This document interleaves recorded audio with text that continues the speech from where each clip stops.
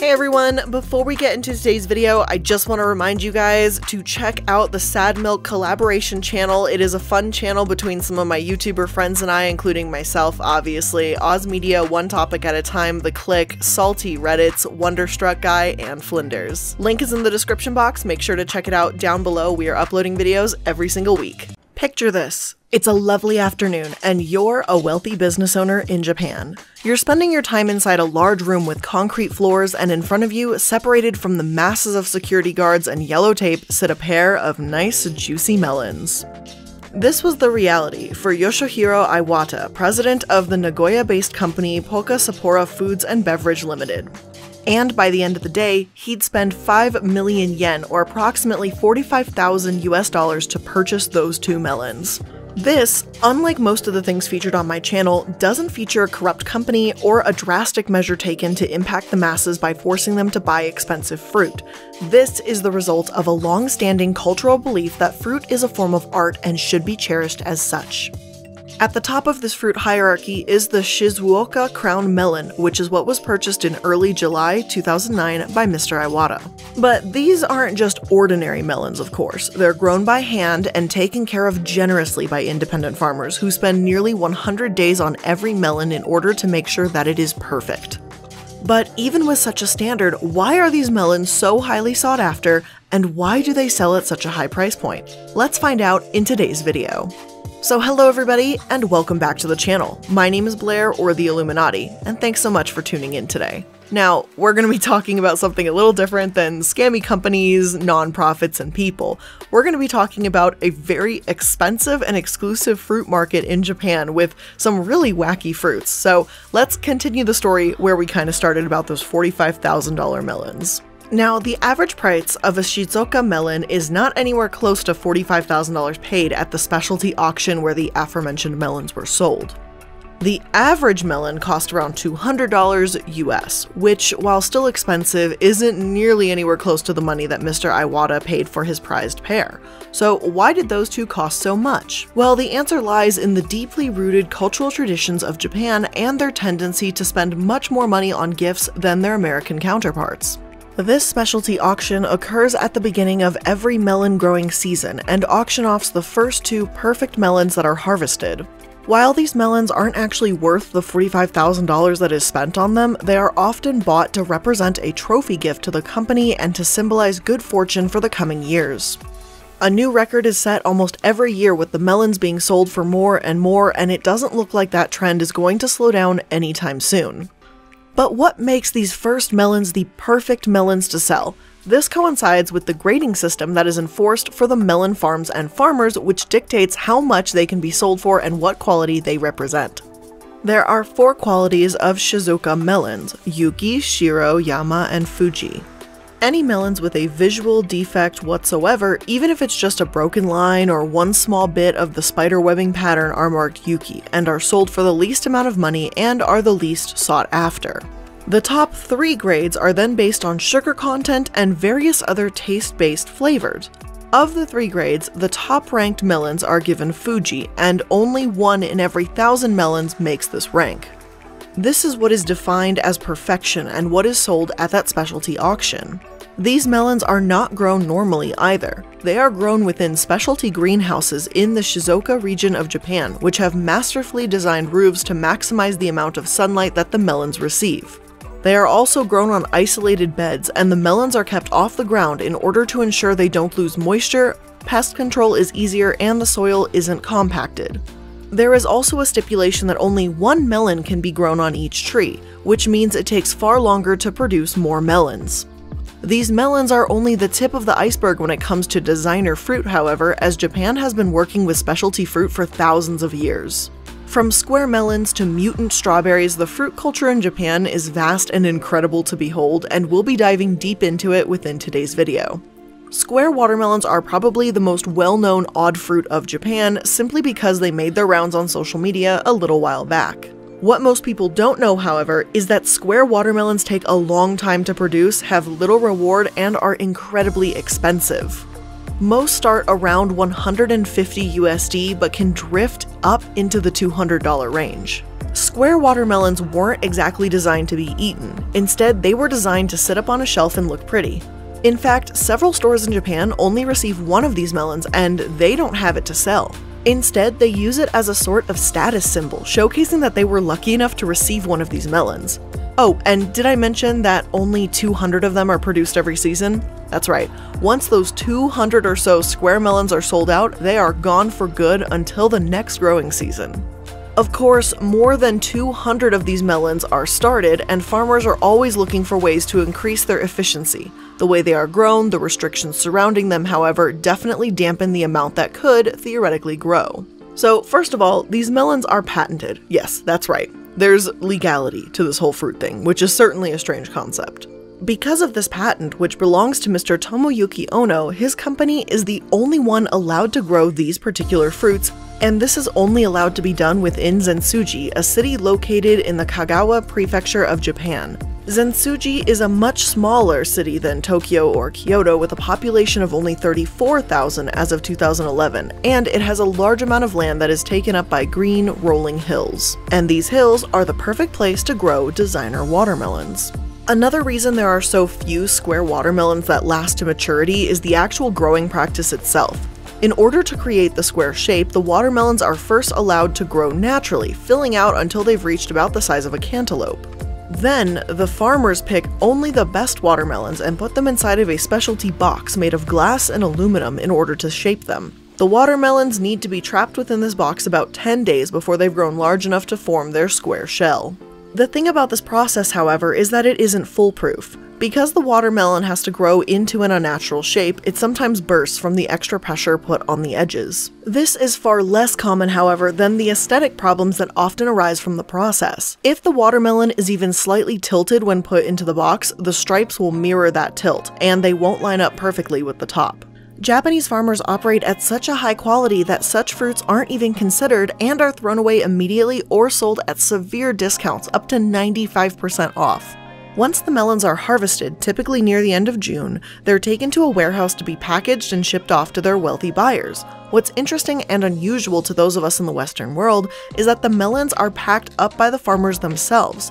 In many parts of Europe, and especially in the United States, farmers send their yields to large factories or plants to either be reduced into a byproduct or packaged by machines. A mass production on the scale of a sci-fi horror film. In Asia, however, the farming tends to be a little bit different. The cultural aspects of farming within Japan are extremely important to the people, and as such, it truly is a labor of love for the farmers to see these melons to the very end. The special sticker they slap on there is the final bit of affection they get before they're shipped off to a few markets lucky enough to be able to have them. And these watermelons are beautiful things, but they're not the only fruit in Japan that's worth looking at. There are several fruits that have captivated the people, and the next most influential one in all of Japan is the strawberry. Specifically, I want to talk to you guys about two different kinds of strawberry. The first of these is Bijin Hime, and the second is the white strawberry. The Bijin Hime is a large strawberry, with some growing up to the size of a softball, and the most expensive ones can sell for upwards of 50,000 yen, or about $500. The name roughly translates to beautiful princess, which definitely makes sense considering these strawberries are some of the most beautiful I've ever seen. They are specifically sold with no blemishes whatsoever, and the most expensive one are sold with perfectly pruned leaves. They almost look fake, which is certainly appropriate considering that they're considered decorative items. The Bijin Hime, however, is only one of two impressive strawberry breeds that I've looked at. The other, known by many names including the Japanese white strawberry, the Shiro Hoseki strawberry, or simply the white jewel, is still much larger than your average strawberry. It boasts a typical weight of about 50 grams, while the Bijin Hime can grow up to about 100 grams. It does provide one unique aspect that the other one doesn't, however, and it's a beautiful pearly white. The white jewel strawberry is unique in the fact that it's only grown by a single man in the entire world who lived in the Saga precinct. Tejima-san crossbreeds several different varieties of strawberries in order to achieve his precious white jewel, but the most crucial aspect of it is the lack of sunlight. Once the plants are fully grown and ready to produce fruit, they are taken from the sunlight and given limited access to light, typically through UV lights designed for this very purpose. Typically, these strawberries aren't purchased to eat. Rather, they're purchased as gifts to give to people you love, though upon eating it, they have been described as being quite sweet, much like strawberry candy, and have a hint of pineapple to them. And that's kind of interesting, because I don't know what I would do if I bit into a strawberry and I tasted pineapple, but I know I wouldn't be mad at it since I like both strawberries and pineapples. Now that we have established a couple of the high-end products that command a hefty price tag on multiple regions of Japan, I think we should go back on ourselves and contemplate why the expensive fruit fad even began in the first place. I'd also like to take a look at the business practices of the industry and how they were able to add such incredible inflation prices to their fruit. Or I mean, is it even inflation? People in America believe that things have a certain value. A nice car is worth $80,000.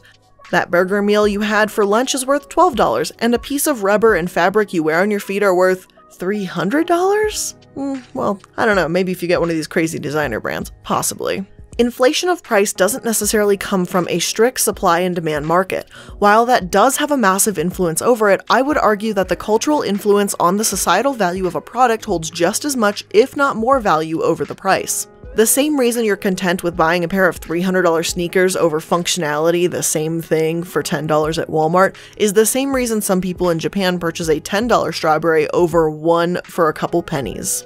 It's no secret that America has a sort of obsession over brand culture. You often see people judge based on what they wear, the things they buy, the makeup they choose, and an assortment of other things that are sold in off-brand styles that are practically the same but much lower in price. And yet, people will still choose to purchase the brand name items because what? They look better? Not always. The quality can be trusted? I don't know. But if you look at the knockoff brands, we have seen producing similar quality things for years, and it's pretty much the same to some degree.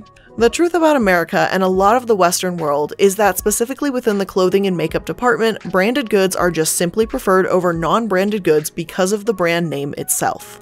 So why even mention this? I just want to make it clear that the purchasing of these expensive fruits is not a waste of money. Money is meant to be spent in order to bring joy to people, and if buying fruit brings more joy than buying shoes, I wholeheartedly support it so long as you can afford to do so. While it is hard to pinpoint where this brand obsession began in America, it's actually relatively simple to point where the expensive fruit traditions began in Japan. Established in 1834, Senbikia Fruit Parlor is Japan's oldest fruit shop. They now own 14 stores, with most located in the Tokyo area, though the first shop is located in Nihonbashi Mitsu Tower. The glass cases in the front of the store have been described as evoking the appearance of a jewelry store. Here are the first fruit records according to alphalux.com. Square watermelon is $212 each in Japan, but up to $800 in Russia. Invented by a clever farmer in Kagawa Prefecture, perfect square watermelons are easier to pack and ship. These Japanese-grown square watermelons are sold for around $200 in Tokyo, but in Senbikia also purveys heart-shaped watermelons for around $300 each. Wealthy Russians are buying square-shaped watermelons for $800 each from high-end Moscow supermarkets. They can't even eat them because the fruit is harvested and exported to Russia before ripening. Now that's luxury. Senbikia Queen Strawberry, $70 to $83 for a 12 excruciating well-packed fruit. Bijenhime Strawberry, $4,400 each. It's hard getting the shape of these strawberries right. They can sometimes turn out like globes, says Nico Okuda of his highly prized Bijenhime, beautiful princess strawberries, which he tries to grow scoop-shaped. It's taken me 15 years to reach this level of perfection. His large tennis ball-sized strawberries, of which he only produces around 500 a year, usually sell for more than 500,000 yen, or about $4,400. The Senbikia cherry is about $160 per box, which equates to $4 per cherry. These equally sized and evenly colored cherries are laboriously mollycoddled in climate-controlled greenhouses. Japanese ruby Roman grapes, up to $6,400 per bunch, but usually $100 per bunch in Senbikia. Only cultivated in Ishikawa Prefecture, these ruby red grapes are the most expensive variety in the world. Each ruby Roman grape weighs 20 grams, has an intense ruby color, and a sugar content of about 18%. These grapes are about the size of a table tennis ball. The first ruby Roman grapes were sold in 2008 for $910 per bunch, weighing 700 grams. There are only 2,400 bunches per year available. Regular ruby Roman grapes cost around $100 a bunch. Taking it to the next level, premium ruby Roman grapes must weigh at least 30 grams each, and the bunch must weigh at least 700 grams. These are very rare, as only 6 bunches qualified in 2010 and a single bunch made the grade in 2011. Last year, a supermarket paid 1.1 million yen, or $9,700, for a first harvest bunch of Ruby Roman at auction. With only 30 grapes in total, that record-breaking bunch sold for $320 per grape. We don't want to know what the final retail price was. Japanese Densuke watermelon up to $6,300 per fruit. Created in Japan, Densuke watermelons are harvested only in Hokkaido. Distinguished by its stripeless, intense black color and aromatic taste, it's supremely rare. Only 1,000 Densuke watermelons are available for sale each year, each weighing around 25 pounds, 11 kilograms. Each Densuke watermelon usually costs $250 to $400, but rare and flawless specimens command a $4,000 price. In 2008, one of the first Densuke watermelons was sold for $6,300. As you can see, the fruit industry in Japan is well established and thrives because fruit is seen as more of a luxury item than just an everyday food. This is shown through the frequent giving of fanciful fruits as gifts, as mentioned earlier. The way gifts are given in Japan, however, is very different from how they're given in the Western world. There are holidays dedicated specifically to giving gifts to people that one is indebted to, or those that have been kind to them during the years. There are 2 of these holidays that stand out, being Okugen and Osaibo for the first half and second half of the year, respectively. Okugen is a time where gifts are given in July to represent one's care and prayings for good health, and the gifts given at this time usually contain juice, beverages, sweets, and, you guessed it, fruit. The summer season is a very good time for giving fruit because a lot of it is ripe and ready to go around that time. This is specifically represented within the Obon festival, typically around July 15th, which is a festival to celebrate the giving of gifts and charity to people who you feel have helped you throughout the year. While Okugen is a very important holiday in Japan, Osaibo is typically referred to as more important because it reflects on the entire year. Mostly the same gifts are exchanged, though the fruit given is seen as more valuable because it is during the winter when the fruit is difficult to grow and therefore harder to get your hands on. All in all, it's pretty easy to see why fruit that is such a labor of love is so costly, but I think we should take a look at the bigger picture. Instead of asking why Japan's fruit is so expensive, I'd like to dive into the details regarding why fruit grown elsewhere is so inexpensive. Alright, so I know I said I wouldn't necessarily be talking about corrupt corporations in this video, but come on, it's a video about fruit. You guys would murder me if I didn't talk about United Fruit. But before doing so, I'd like to pose to you the importance of the banana. The wild ancestor of what we now call the banana began in Southeast Asia and were cultivated there early on. There is some speculation on when the cultivation actually started, but there are some that believe it was around as early as 8000 BC. It is one of the earliest cultivated fruits, beginning near the same time as apples, and became popular within China. From then on, they spread throughout the Asian continent, eventually making their way to Europe during the medieval period and to England by the 1500s. And despite their old age, bananas have one of the most corrupt histories of any fruit in the world, which is a really weird sentence when I say it out loud, but yeah, it's a corrupted fruit. In Big Fruit by Daniel Kurtz-Palin, a New York Times article on the horrors of United Fruit, he details the destruction caused by the company. When the banana company arrives in Macondo, the jungle town in Gabriel Garcia Marquez's 100 Years of Solitude, it brings with it the first modernity and then doom. Endowed with means that had been reserved for divine providence in former times. Garcia Marquez writes, the company changed the pattern of the rains, accelerated the cycle of harvest, and moved the river from where it had always been. It imported dictatorial foreigners and hired assassins with machetes to run the town. It unleashed a wave of bullets on striking workers in the plaza. When the banana company leaves, Macondo is in ruins. If Macondo is to represent Latin America, it is fitting that the banana company plays so central a role in its development and decline. For much of the 20th century, the American banana company United Fruit dominated portions of almost a dozen countries in the Western Hemisphere. It was, as Peter Chapman writes in Bananas, his breezy but insightful history into the company, more powerful than many nation-states. A law unto itself and accustomed to regarding the republics as its private fiefdom. United Fruit essentially invented not only the concept and reality of the Banana Republic, not the clothing store, but also, as Chapman shows, the concept and reality of the modern banana. If it weren't for United Fruit, he observes, the banana would never have emerged from the dark, then arrived in such quantities as to bring prices that made it available to all. Today, the banana is the world's 4th major food after rice, wheat, and milk. But when a Brooklyn-born 20-something named Minor Keith planted a few banana cuttings next to a railroad track in Costa Rica in the early 1870s, it was virtually unknown outside its native environs.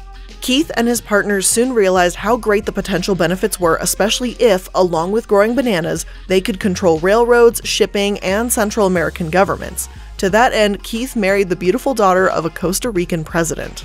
Only then did they set out to turn the banana into a product for the masses. Until its demise 100 years later, United Fruit controlled as much as 90% of the market.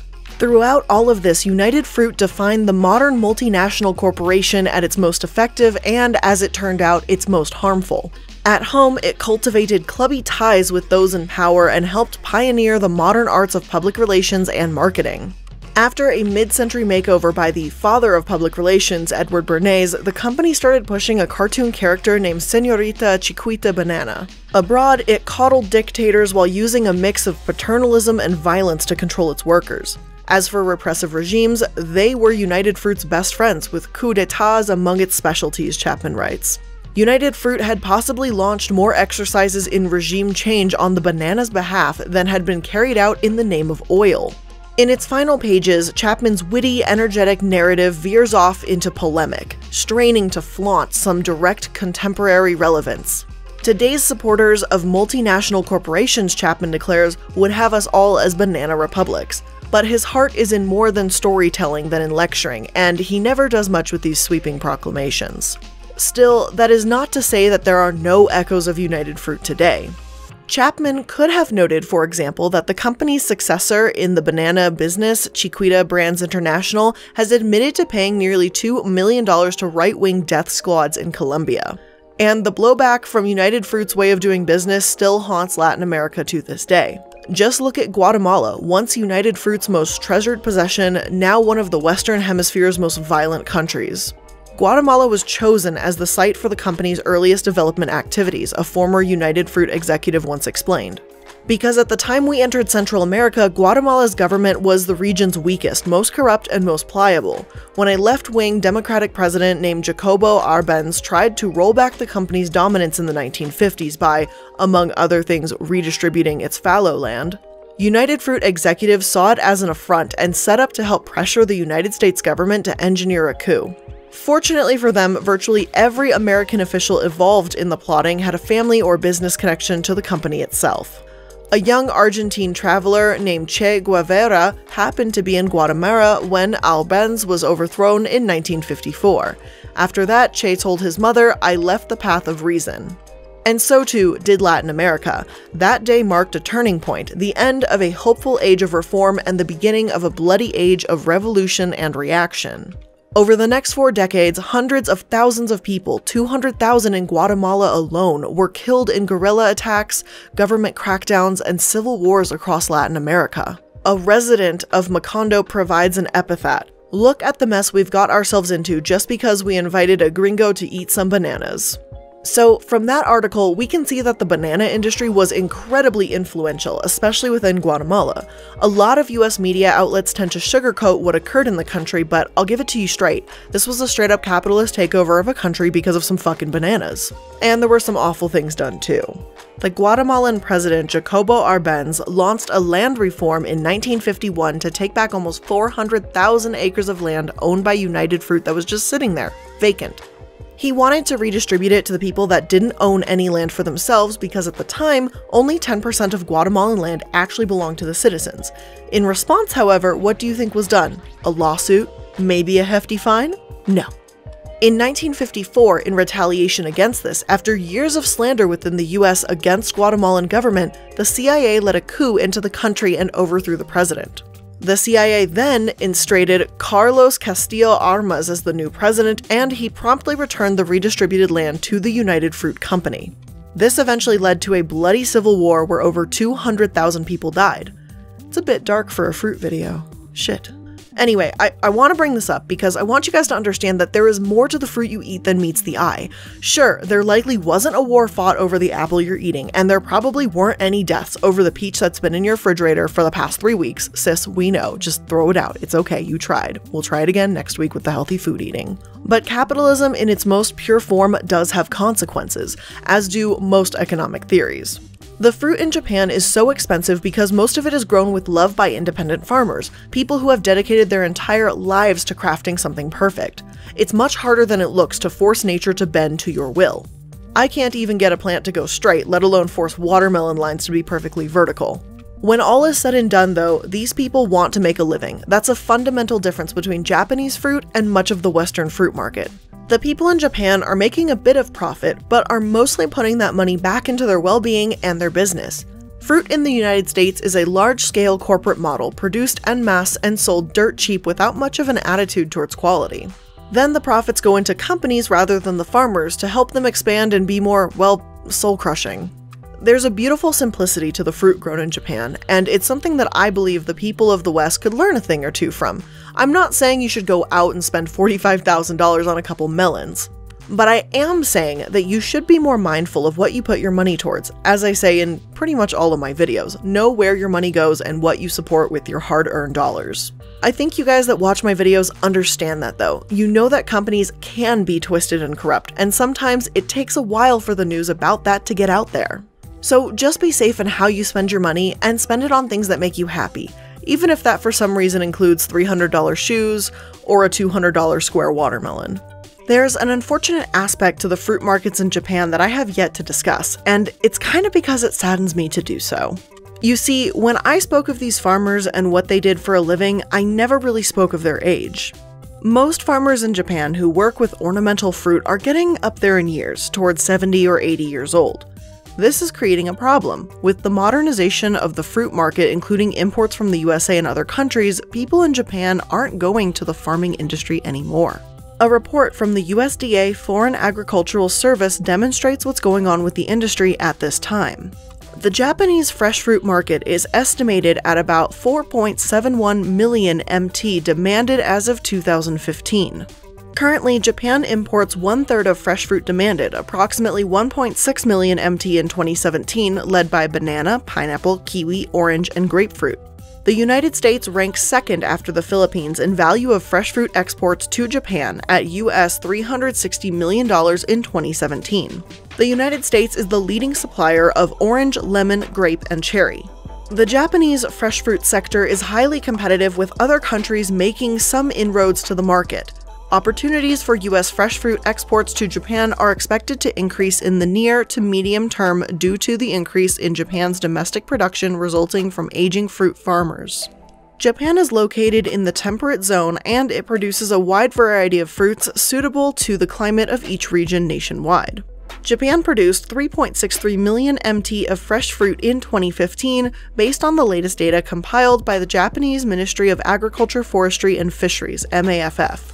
Fruit production was led by apple with 22.4%, followed by mandarin with 21.5%, watermelon with 9.4%, and Japanese pear with 6.8%.